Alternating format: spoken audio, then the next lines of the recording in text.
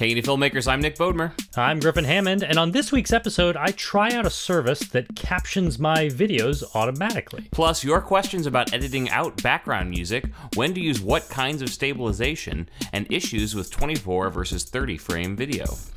Hello, Nick. Hello, Griffin. You are so far away from me now. Yeah. We were so close, and now so far.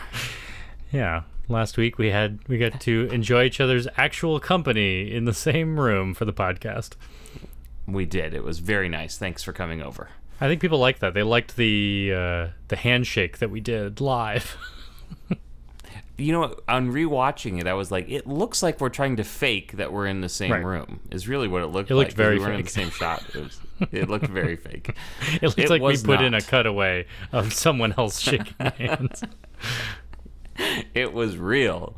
I think it became obvious once we were working on the same computer, but yeah, you know. Should we tell everyone about the audio problem we ran into last week? Sure. You tell us what happened. Yeah. Well, I don't know if anyone noticed. I mean, I'm sure people noticed some of the bad audio at the beginning of the episode, but there's a little Easter egg I'm hoping that people didn't notice. If you go back and watch last week's episode, when you introduce yourself, or when you do you say what the episode's about, that's not actually the video and audio are different. Yes. I think someone did call us out on this. Oh, really? Yes. You didn't see in the comments? No, I missed it. Someone said you sound weird. Why are all our videos gone? I'm clicking videos on your. Oh, there they go. Never mind. I found the podcast. I'm trying to give credit to who noticed that it was screwed up. All right, so you keep talking. I'll explain what happened and how I fixed it. I mean, you probably heard some weird mic popping. I mean, we addressed it pretty early in the episode. I fixed Nick's XLR cable. But what we didn't know, it was just kind of lucky, because we didn't monitor your audio before we started recording. That XLR cable was bad, and so the connection wasn't good, and it was making all sorts of weird noises and not recording audio very well until we just happened to play around with the cable to get it out of the way, and then it worked the rest of the episode. But it meant that the whole first minute of the episode, your audio was pretty bad, so I was trying to edit around the problems, the crackles and the pops, right? But especially your first line of the podcast was kind of unusable. And I got lucky that you just happened to do a practice take right before we really started. But it was close enough to how you actually delivered it. You could massage it into place. Yeah, I think I just had to tweak the timing in the middle a little bit. I may have cut out a gap or added a gap. I can't remember what I did. But I just kind of messed with the timing, and it roughly fit. But I think if you look back and know what you're looking for, you'll go, wait, this audio is a little bit out of sync. Something is off. Yeah. So Eric, I could not pronounce his name. Fakharzadeh. That's Eric Fakharzadeh. Eric Fakharzadeh. He noticed. He said, hey, wait a second, I wasn't paying attention to this earlier. Griffin, did you use older audio of Nick's intro from a previous podcast episode? It sounded like the audio change, as he said, and on this week's episode. So he heard it right away. Oh, yeah. So good for him. Wasn't old audio. He's well, an astute listener. It was the audio was only he was right on track. 5 seconds, he knew he 10 was seconds what he was old. seeing. Yeah. Yeah, exactly. So good for him. Yeah. Speaking of follow-ups to last week's episode, I got a call from Joseph Linashke, who you may know as Photo Joseph. I don't know if you've seen his YouTube channel. I don't know if I have. I'll have to check it out. He does a lot of GH5 videos, a lot of Panasonic videos, a lot of, he also edits with Final Cut Pro 10. He also flies drones, a lot of stuff we talk about on this podcast. He is talking about a lot on his YouTube channel because he actually does a live show Monday, Wednesday, Friday every week. So, oh, wow. And he's prolific. It's a very highly produced, it's a very good live show. So some of our listeners may want to check it out. But he has had the same issue that we talked about last week, the spark not playing nicely with the frame rate in Final Cut Pro 10. Okay. And his advice to me, we just talked on the phone today, was throw it in a 30p timeline instead of a 29.97, and in his experience, that solves the problem. Yeah, based on your advice, I did that very thing, and it seems to have fixed it. So I think he's right on. Yeah. So now I wonder why that is. Is it actually recording in 30p and just misrepresenting itself in the metadata somehow? I'm not quite sure why that would be the case, as it reports it's 29.97 right footage, but that's pretty much the problem. 30p fixed it. I mean, Final Cut is certainly interpreting it as 29.97, and he actually took a look at the metadata for a bunch of these these drone video files, and found that they were kind of variable. Like some were 29.99 and some of them were 29.98. They're coming up with different numbers. Interesting. Yeah. So 30p is the way to go to get rid of that jitter. Yeah. Although I still don't quite understand the problem, because if it really was just, you know, if it actually was 30p footage being recorded in a 29.97, you know, with metadata wrapper that way, you wouldn't be losing all the frames we were losing. We're losing many frames per second.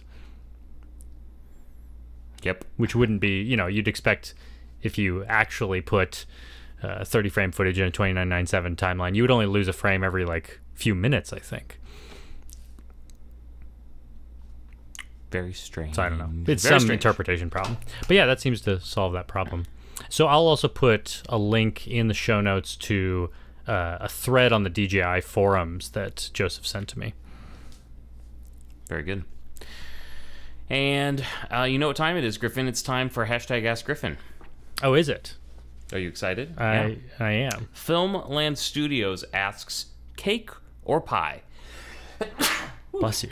Had to get that sneeze out. I almost didn't get the question out in time. It was really sneaking up on me. Cake or pie, Griffin? Oh, that's the whole question. Yeah. I guess I'm more of a pie person. Okay. I actually love a good cobbler. On behalf of Filmland Studios, I'm going to dig a little deeper. What kind of pie would you prefer? Well, I'm from Georgia, so I really like pecan pie. Pecan pie. Yeah. Okay. What about a good apple pie, like a nice caramel apple pie? Apple pie's great. It's pretty good in my book. I like the funfetti cake. You know, if it's my birthday and somebody says, hey, what do you want? The answer is probably funfetti cake. Because I'm like a 5-year-old, I guess. So now that we've tackled all of last week's issues, we should actually talk about the thing that I wanted to talk about this week, which is what? Captioning in Final Cut. We've talked about this is a new feature in this version of Final Cut. And actually, I want to talk about a piece of software that did some automatic transcriptions for me and did it really well.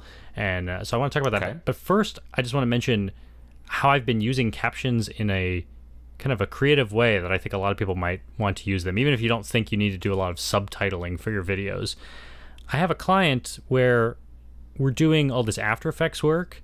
It's actually been nice because I've been learning a lot of After Effects in the last few weeks, just having to go through these templates and build these graphics. And it's so time consuming to do all the graphics in After Effects, and I especially don't want to have to like do all that rendering when we're just figuring out like what should the text say. And I realized instead of even building text in Final Cut, just making mock graphics out of subtitles where we don't care what they look like, we just want to know what they say. I can just make them as subtitles. It's really easy because they always sit on top of everything. I don't really have to like move them around. And then I just export the video with the captions, and the client can turn the captions on or off if they don't want to see it. But it's a nice, I feel like you can use it as a nice little placeholder for like, I'm going to put something here. Interesting. Okay. Yeah. So that was my quick tip for a creative way to use Griffin. Captions.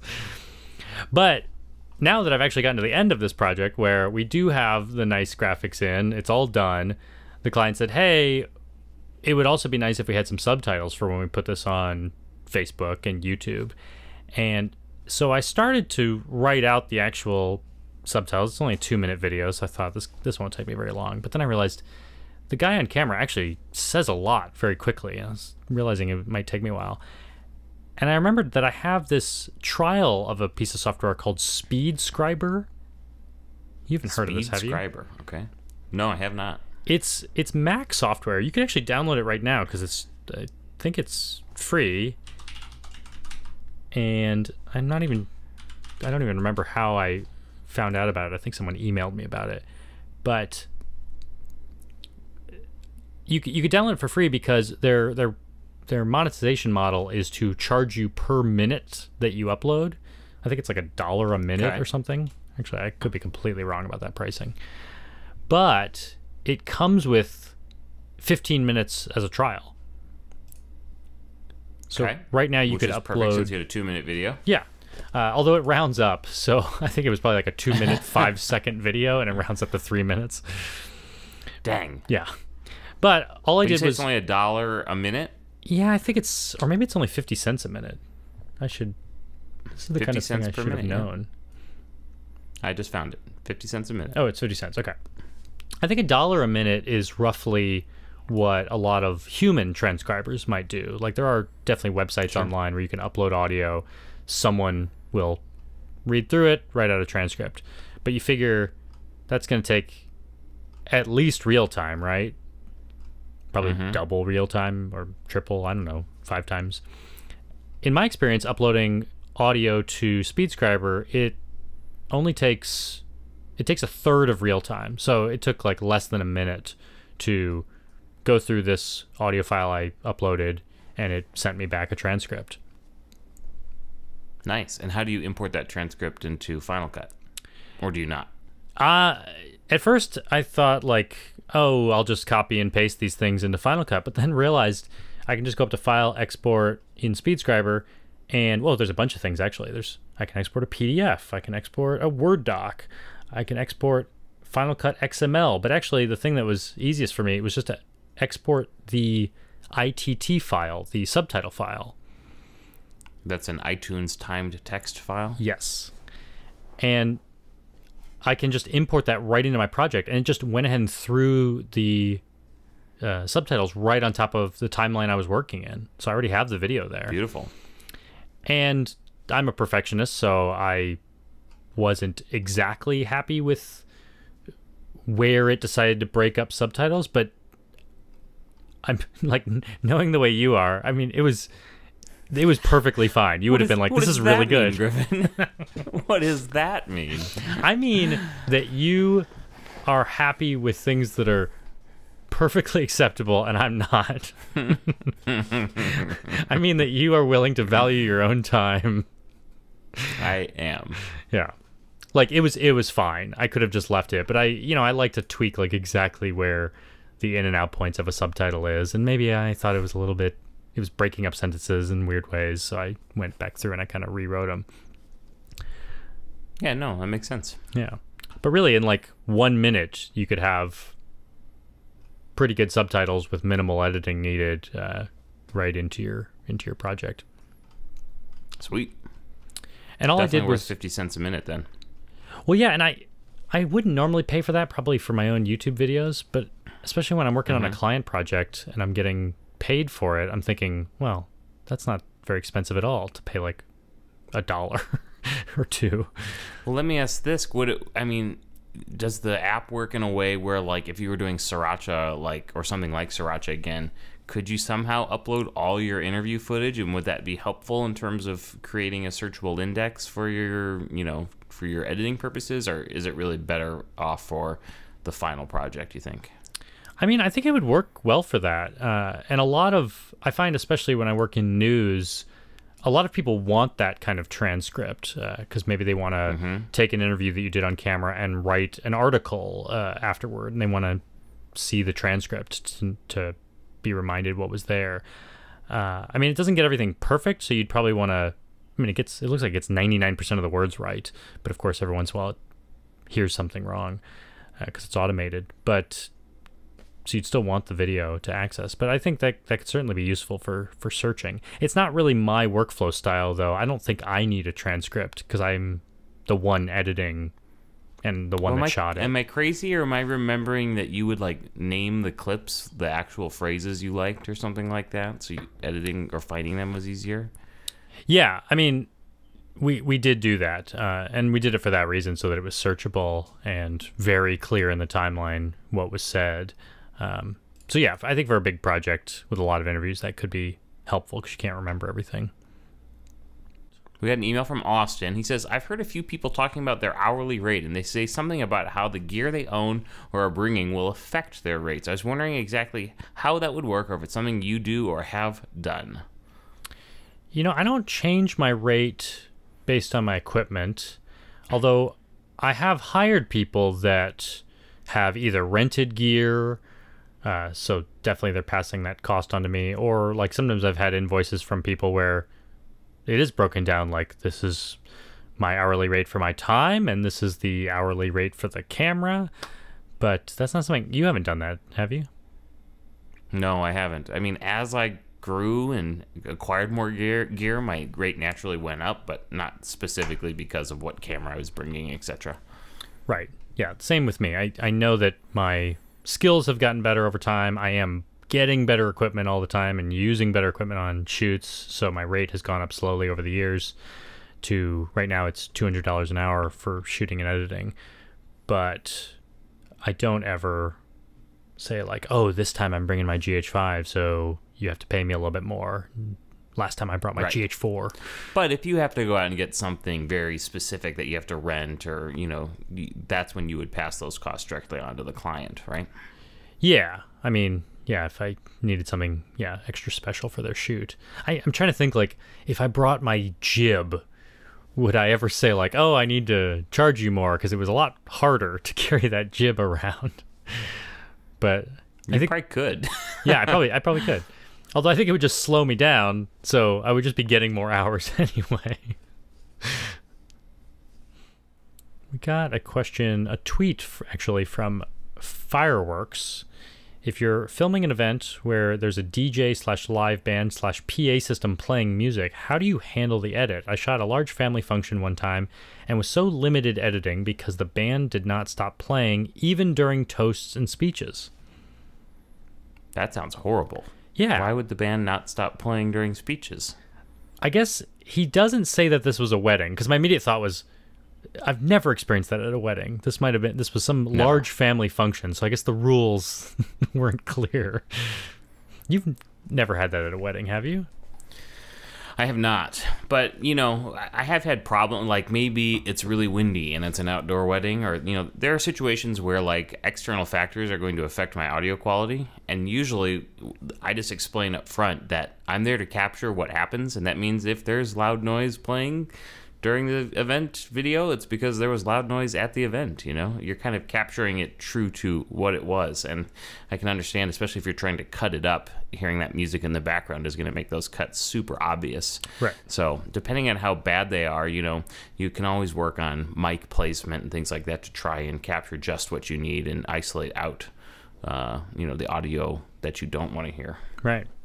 Well, what do you do? I'm kind of okay with those kind of jump cuts in a documentary style thing sometimes. I mean, audiences are smart enough, they have the media literacy enough to know what a cut is, and that a cut takes out time. And so if you do have to have a hard jump cut where the music changes, it's not aesthetically pleasing, but I also think your audience will understand exactly what's going on and why that happened. But I do think I'm always looking for creative ways to repurpose audio that I've captured within a documentary setting like that. And my immediate thought was, do you anywhere in this shoot have audio of people applauding without music? Maybe they're even applauding. Use that to cover transitions. Yeah, because if everyone's giving speeches, maybe at the end everyone applauds, and you could at least fade between the music and applause at the end of a speech to the clean applause, and then fade out of that clean applause into the next thing you want to fade into. So you kind of create a fade in, fade out of the music, the two songs, without having to have them butt up against each other. Does that make sense? It does. Excellent work. Next question. You ready? Yeah, I'm ready. We got an email from Ben. He says, I'm shooting my first house for a realtor in a couple weeks. Do you guys have any advice on best practices or maybe some tips on how to make my video stand out? And then he has a follow-up question about how we deliver to clients, Dropbox, Google Drive, or email. Well, one thing that always concerned me shooting real estate videos was just thinking about making it stand out. If realtors are used to photographs, which that's usually how they show off houses, photographs are always so nicely, brightly lit. You know, they can use low shutter speeds or slow shutter speeds. They can use a flash. And sometimes I felt like it was a struggle to get good light inside a house. Not every house is super nicely sunlit. And if you're doing all these wide shots, you may not, even if you bring lights, you may not be able to get like a ton of light in every room. Did you ever have that problem? Oh, yeah. So, I mean, I would bring some I'd bring some lenses that are pretty fast if you can, but also you'll probably want some really wide lenses. I mean, at least 12 or 14 millimeters on a crop sensor camera, somewhere around. If not wider. Yeah. I think that you really want a super wide lens more than you would think you would, just to be able to see the whole room and to kind of make it feel large too. Yeah, I think every time we've edited real estate videos, we shoot all these close-ups because the client will always say like, oh, you have to see this really fine faucet in the kitchen. And you shoot all those things, and then you go and you do the edit and you realize, well, a real estate video is only going to be like 2 minutes long. Maybe it could be longer. There is no time. Yeah. And so really all you're showing is like a wide shot of this room, a wide shot of that room, a wide shot of this room. Isn't it a beautiful house? But one of the things I think video and real estate can do that photos can't is give you a sense of how the rooms are connected as opposed to just being, look at all these different rooms. So there were times when I would use my glide cam to kind of show movement between rooms, which I think can be useful. Definitely. Well, even just moving through a room is such a more immersive experience than seeing it static. Exactly. When I first started out, I didn't have a wide enough lens, and everything was just pan, right. pan. And that's what I often didn't like about my edits. I felt like I would just end up with like way too much movement. It would be like, from one pan to the next, to the next, to the next. So yeah, I think a wider lens can help slow the whole thing down in a nice way. And the other thing is, my real estate agents would always narrate their own, and they would always write way too much stuff. Like they'd have like an 8-minute speech about the house. It's like, no, you've got to edit this thing down. So make sure it's nice and tight because people are not going to watch an 8-minute video. Right. Well, and you probably don't need most of those words. I mean, I experience this a lot with clients who have scripts, is they just don't realize how much can be conveyed through visuals. It's like, cut out the part about the brightly sunlit room because we're going to see that. Yeah. All that kind of thing. And that brings another point. Time of day might matter as well. You might want to find out what way the main windows are facing, that kind of thing, and try and get some good lighting in the house that way. And as for Ben's final question, how do you deliver to clients? I mean, at the end, YouTube became my primary delivery method, but then... because you're uploading if they wanted to directly for them to... They're going to take that YouTube video and embed it on their website. But if they wanted if I'm sharing a final file, I think Dropbox would probably be my first go-to. But any of those online sharing services are great for sharing large files. Email, it just won't let you do anything nearly big enough. So, yeah, sometimes I use Google Drive. I like how the Google Drive essentially just uses the YouTube video player to show videos, and you don't have to tell it to encode it. It just does it. But most of the time I'm using Vimeo because I like it and it integrates with Final Cut, and I like how you have the review pages. I can pretty much just keep my privacy settings set to like only me. Yeah, I get a lot of Vimeo private links from you. Yeah. To view, and there's a download link on Vimeo, so it's just nice for working with clients. They don't have to see your whole Vimeo profile. They can just look at the review page. There's a tweet here that I got from Fred Yonke, who's wondering, is the GH5S a better camera than the GH5? No. Different. Yeah. That's exactly right. The end. I mean, really, I just told him that it's better if low light is your only priority. I mean, that's how the GH5S is built. is to be a better low light camera, but they've sacrificed the in-body image stabilization. So just depends on which of those two things you want. If you want stabilization in the body, keep the GH5. YouTube question from Robert Jurett. A question, hopefully not too stupid. It's not. Robert, don't worry. Do you turn off IBIS when mounted to a gimbal? That's in-body image stabilization. Would they work together or against each other? Well, the traditional thinking, I mean, back when we shot with the Sony TRV 120 and the TRV 320, remember our handy cams? Oh, yeah. Sony handy cams. They had image stabilization, a little switch, and whenever we shot weddings and we were on a tripod, we would always turn off the switch, right? Right. Because what would happen if we didn't turn it off? You would be doing a nice pan, and then it would jump back. Yeah. At some point. At the end of your pan. Yeah. But my experience with, and I don't know if you've shot anything like this on the G85, but with the GH5, I find that it doesn't interact funny with a tripod. I just haven't had that problem when I leave the IBIS turned on. What about on a gimbal specifically? Yeah.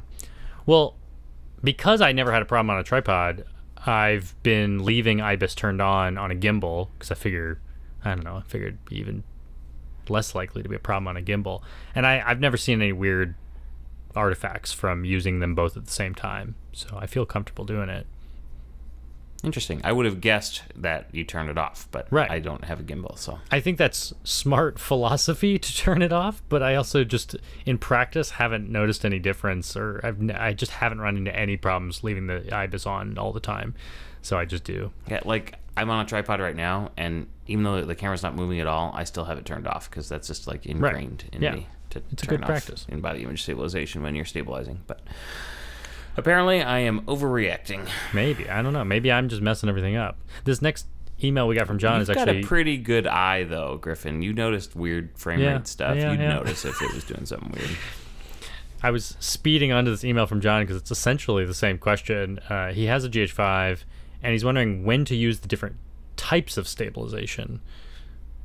Did you know the GH5 has multiple kinds? I just use max stabilization all the time if I'm using stabilization. Maybe that's wrong. Max stabilization? Well, I mean, like, isn't there like 1 and 2, and I just assume 2 is better, and I use 2. How wrong am I? Oh, on the G85? Yeah, am I wrong? Is there not 2 types of stabilization? Am I well, totally making are you thinking of like dual IS2? Is that what it says on your camera? I don't remember. I'm looking. Well, it gets kind of confusing because there's IBIS, in-body image stabilization, which is what the camera sensor does. Then there's OIS, optical image stabilization, that a lot of the lenses have. When you pair the two, Panasonic calls it dual IS. Dual image stabilization, meaning that the body and the lens are working together. And then they also have dual IS2, because some lenses communicate better with the camera than others. So there's like regular dual IS and there's dual IS2. And those may be what he's talking about. Effectively, I mean, you won't notice too much difference between those. They're all kind of doing the same thing, some slightly better. But if you do go into the stabilization menu on your camera, there is something called E-stabilization. I think that's what it's called. Okay. Or E-video stabilization. I can't remember exactly what it's called. Which I've actually never tried, because I assume I know what it is. What would you guess E-video stabilization? I would guess it's just moving pixels around as it detects things. Yeah. You know, like cropping in and moving pixels on the sensor, as opposed to physically moving the lens or sensor. That's what I figured too. Like, that's what an iPhone does, right? Yes. iPhone doesn't have an actual... No, I think iPhones now have optical image stabilization. But maybe mine, the 6S, the older iPhones, I don't know what they have. Yeah, definitely the new ones have optical image stabilization. I don't know about a 6S. It's so old, I've forgotten all about it. I mean, for all I know, the E-video stabilization works really well. I imagine it crops in a little bit, so you're going to lose some of your shot. And so that's why I've just never wanted to. I just generally don't need the camera doing any like digital video zoom for me. But for all I know, maybe I don't need a gimbal. It might work well. If I'm remembering properly now, the iPhone 6S did not have optical image stabilization, but the 6S Plus did. It was one of the reasons to get the big one. Yeah. I was reading... Fun fact. There's like a Panasonic GH5 user group on Facebook, and there was a question like this. Someone was asking, like, why would I want a GH5S or why would I want a GH5? And a bunch of people saying, well, you need a GH5 if you want the in-body image stabilization. And some people went so far as to say, like, walking with a GH5 versus walking with a GH5S, like, it's night and day between having the IBIS and not having it. Okay. And I thought, like, I don't know, that doesn't sound right to me. Like, my experience has been that in-body image stabilization, it's not going to turn walking into a gimbal shot. It's not going to clean that up. It's more about, like, handshake and stuff like that, right? That little tiny jitter, like, that you only notice when you watch your full screen, your 4K footage full screen. I mean, it's annoying. It's good that the IBIS gets rid of it, but it doesn't, like, clean up, you know, huge handheld movement, or especially walking around. So I just thought, like, I don't know if you actually would notice the difference between those two cameras. Like, that's, yeah, I think you would notice it in, like, a static handheld shot, but I don't think you should expect to be able to walk around and have IBIS fix that for you. Anyway, that's my PSA about IBIS. Good talk. We've got an email from Blake, and it is very long. Do you know how to summarize this quickly, or should I just read this whole thing? Well, I could try real quick. Let's see. So he used to rent the Canon 5D for weddings, but he just recently got a GH5. And I think his big question is just that it's time for him to buy some SD cards to do 4K, 150 megabits per second, 8-bit. That's actually easy. Most cards will do that. It might be if you wanted to do any of the 400 megabit recording, you might need a much faster card. But he's wondering, that you'd probably be pretty good at answering this better than I would. He's wondering, is there any reason not to use micro SD cards? Because I guess he has micro SD cards that can handle the speed, and he's thinking about just putting in an adapter and slipping that into his GH5. I have no reason to say this, but it sounds like a really bad idea, and I have no idea why.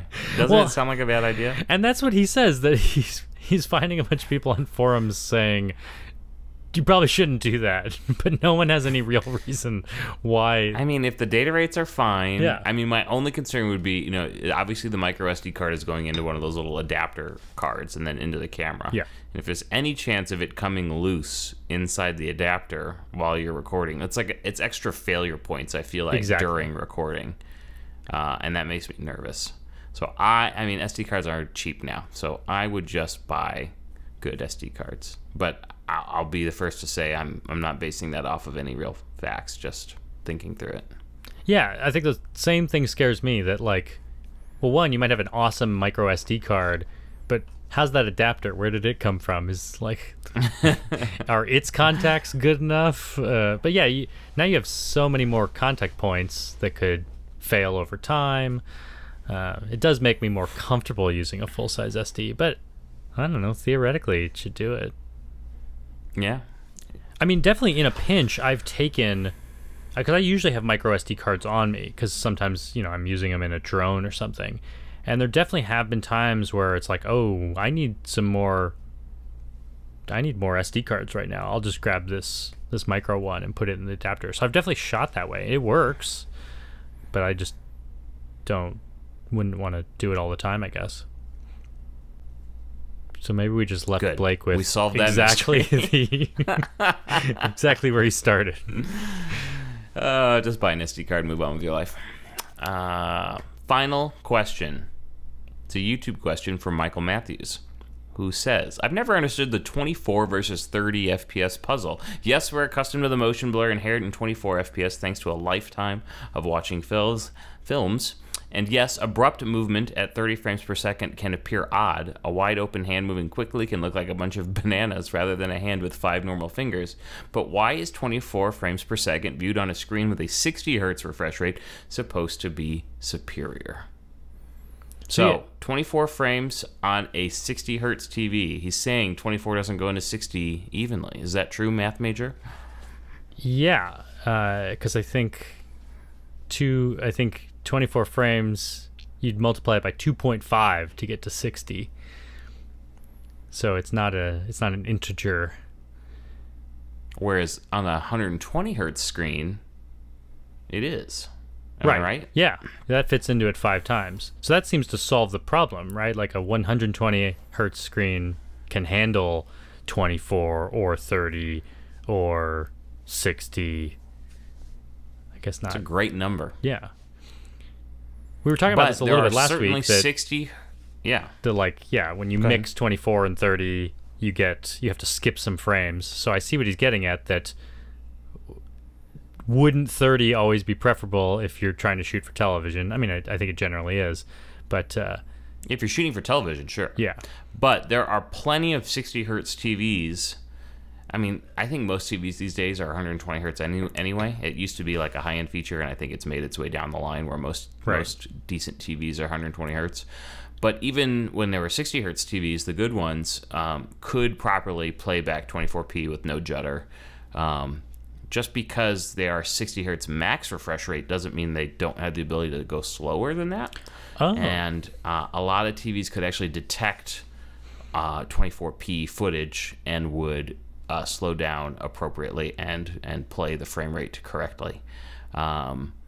Sometimes that would just be, on some TVs it was only when you had like a Blu-ray player hooked up over HDMI or something that was actually sending a 24p signal. But there are even some TVs that will detect a 24p frame rate in a 60p signal and handle it correctly. Otherwise, you get what's known as a 3-2 pull down, usually, where every other frame is shown 2 or 3 times, depending, and that's where you get judder. So there certainly were and are 60 hertz TVs that can properly handle 24p. So you're saying they don't even have to do the 3-2 pull down; they can just slow down to correctly play it. Correct. So what's interesting is that 60 hertz is the reason that we shoot television in 30, because our power system in the US is 60, and so it was designed specifically that we would shoot video at 30 frames per second so that it would match with our power system, so that when we film under lights that flicker 60 times a second, that doesn't show up in the video. I don't know what I was getting at. Good talk. But it makes me... I guess it's okay. I guess part of me was thinking that the TVs were specifically designed so they could handle 30. I didn't know they could go and do something smart like slow down. Yeah, old TVs couldn't do that, obviously. That's still a fairly modern thing. Still, though, And our last question... Oh, wait, no. We're done. Go ahead. You were going to say something witty and awesome. I wasn't going to be witty. I was just going to say what I always say, that I prefer 30 frames to 24 frames. That I guess if you're shooting a film to be shown in a theater, 24 frames is the standard and makes sense. But for so many things, I think 30 makes a lot of sense. You get to see a little bit more detail in every second of video. It streams nicely on the internet. It fits on televisions without losing frames. I don't know. I just think it's a nice, clean. Were you one of those rate. crazy people who liked The Hobbit in 48 frames a second? I didn't dislike it. I guess I did think it looked weird at the time, but my feeling is philosophically there's nothing wrong with 48 frames per second or 60 frames per second. It's just a matter of getting audiences used to it. Like, I understand why you go into watching The Hobbit and you've seen everything else you've seen is half as many frames, and you go, this looks weird. This is not my experience. But if you were a kid born now and all the films you watched were 48, you'd be fine with it. Like, I don't think there's anything inherently wrong with that frame rate. It's just what you're used to. I can tell you all my kids are growing up used to YouTube and iPads. That's how they watch things. Yeah. Do they get to see 60 frame content like on TV? Or your TV doesn't do like the motion that is turned off on my TV. You don't let your TV automatically create 60 frames per second out of 24 frame or 30 frame content. But 60p footage on YouTube from my Roku should properly play at 60p. Yeah. And 4K. As we've talked about, I'm not really a TV guy. I have an old 37-inch TV that's 720, I think, and oh my god! So I'm definitely not watching 60p content. Is there a lot out there right now? I don't think so. Yeah. There's this great little film called Hand Cut. You should check it out. 60p. That's in 4K 60. I can only watch a tiny portion of that on my 720 television. But you can watch it on your iMac, right? Yeah. In full 4K? That's a good question. Your iMac's 5. You have a 5K iMac, right? Oh, I do, yeah. Yeah. I know more about your technology than you do. All right, that's a pretty good place to end. You wrap it up. Outsmarting me. All right, Mr. Hammond. It has been a pleasure. Yeah. Oh, I never explained. Thanks for staying up late for me this time. Yeah, that's okay. The last thing I should mention that I probably should have mentioned at the beginning, for anyone who's watching and sees the full screen of my office, might be wondering why I have a bunch of boxes in here. It's because my friend Matt was using this as a staging area to move into his new place. That was awfully kind of you. Yeah. I hope he buys you a nice bottle of wine. I don't have a nice clean office right now. Well, actually, it doesn't look too bad in my shot. Did he like move in like a TV to be staged that you could use to like have a decent TV? No, just a bunch of cardboard boxes of clothes. Dang. All right. Well, we will chat with you next week. Yeah. Talk to you later. Sounds good. Talk to you later. Bye-bye. Bye. All right. My shot looks so ugly compared to last week since I'm using ugly light. Boo. Okay. You got nothing reversible in your shot? I don't think so, but I've been wrong many times, so probably do.